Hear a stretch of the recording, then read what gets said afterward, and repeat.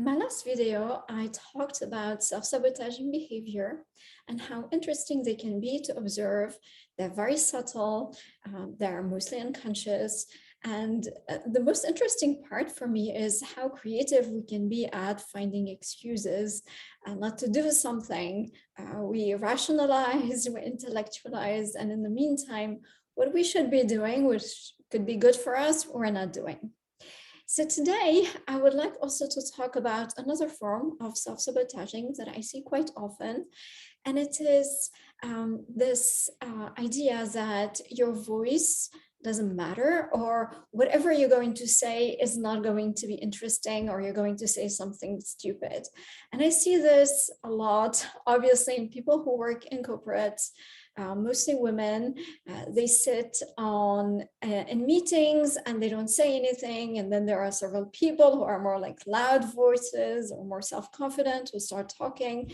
And the more these people take the center stage and the less the other person feels small or speaks, and they feel more and more small and they start shrinking. So this is a form of self-sabotaging for different reasons. Number one, because obviously when you are invited into a meeting, it's because you have something to share, or that other participants think that you have something interesting to say. So don't discount that.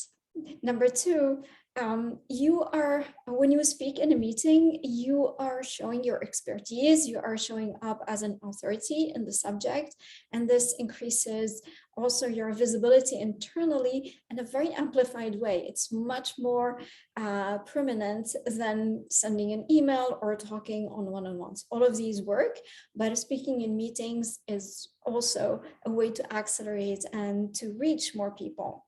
And number three, the less you do it and the more you feed this inner belief that you have nothing interesting and other people are more articulate, and I don't know, you have an accent like me, and you're never going to say it the same way somebody who is a native English speaker will say it. And I get it. It's normal. We always see what we don't have versus what other people have, and it's totally normal. But this said, see how much this is a self-perpetuating prophecy, in the sense that the less you speak and the less you feel like speaking.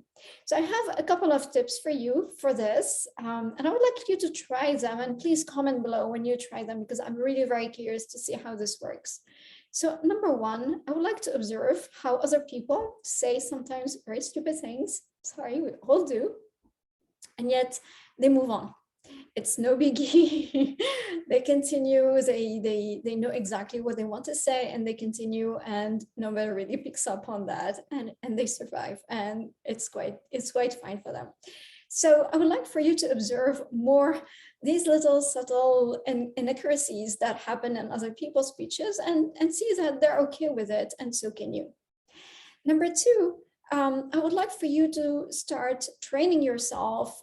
Baby steps, it's not like if you're up to that and you want to just go for the big thing, just please do, it's no problem. But sometimes little baby steps will help create a momentum inside of you and say, well, I can do it. So let's assume you're in a meeting and somebody else is saying something, because you don't want to be that person who says it, or your boss, someone in your team, or another team. And let's assume that you agree with this person. So another way of starting building this speaking self-confidence is to go and say, well, I agree with XYZ because XYZ. So that will help as well build this self-confidence. And third, some maybe see in your company, if they have a budget maybe to hire a public speaking coach, or to maybe internally to find a mentor who can maybe help you as well, getting more at ease in speaking in these smaller committees, and then bigger as you go. And again, it's about building self-confidence, and it's about also building your visibility internally. So I would like for you to try all of these, and obviously, as always, let me know, comment below, or send me an email.